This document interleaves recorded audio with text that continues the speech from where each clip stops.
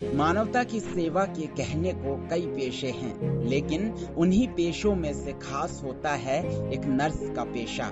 आपकी देखभाल की बात हो या फिर बीमारी से जूझते बुरे वक्त में बल देने की, नर्स हमेशा अपने कर्तव्य का पालन कर मरीजों के साथ खड़ी रहती हैं। जिंदगी और मौत के बीच झूलती जिंदगी को बचाना हो या फिर दुनिया में आए नन्ही जिंदगी को अपने स्पर्श से नया जीवन देने की, नर्स किसी भगवान से कम नहीं होती।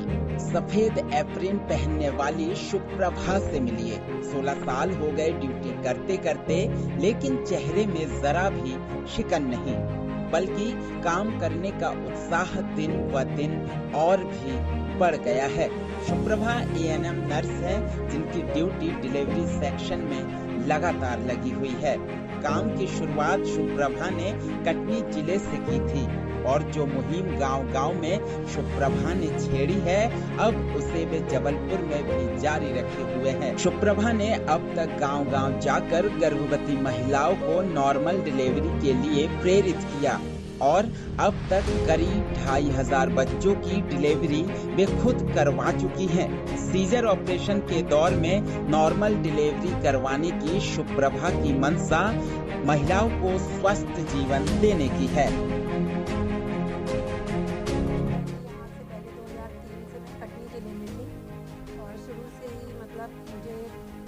सेवा करने का मतलब था ही कि मुझे कुछ करना है आगे, किसी की सेवा, गांव वालों की सेवा, क्योंकि मैं अक्सर देखती आई हूँ कि सब मतलब यहाँ वहाँ जाते हैं, कोई सेवा सुविधा अच्छे से मिलती नहीं है।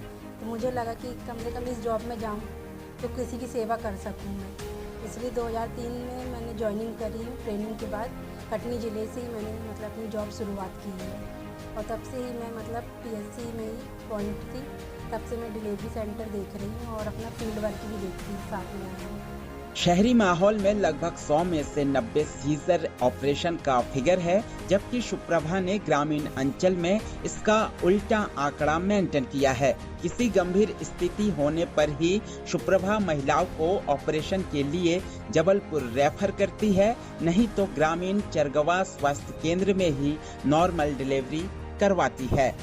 सबसे पहले तो मैं कटनी ज़िले में 2003 से थी, 2004 से डिलीवरी पॉइंट में गई हूँ और वहाँ पे 2017 तक थी मैं। कम से कम वहाँ पे मैंने 1500 करीब डिलीवरी तो करा ही चुकी है वहाँ पे रह के।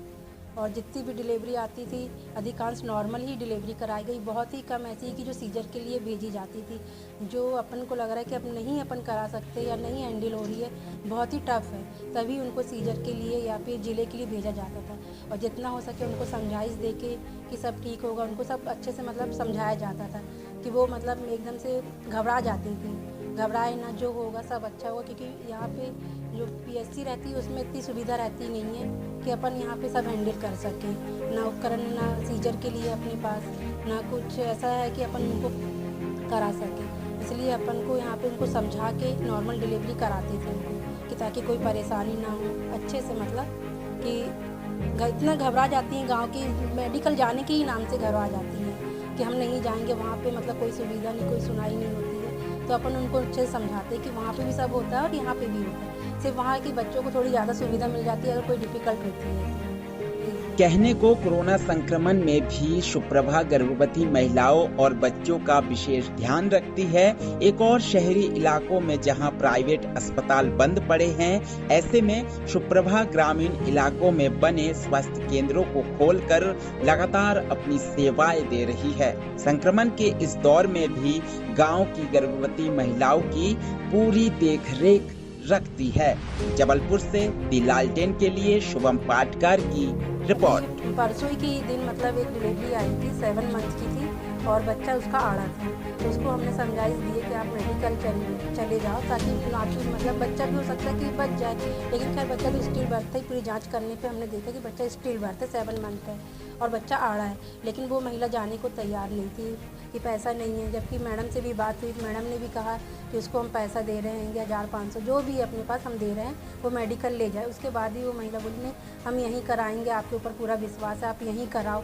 फिर बड़ी मुश्किल से फिर उसकी डिलीवरी कराई गई है जी। से लेकर अभी तक में कितनी डिलीवरी कराई? 2003 से अभी तक में मान के चलिए हमने 2,2500 करीब डिलीवरी तो करा चुकी होगी अभी तक, और ज़्यादातर नॉर्मल ही डिलीवरी कराएं। बहुत ही कम ऐसा है हमको पड़ा है कि हमको मेडिकल भेजना पड़ा है।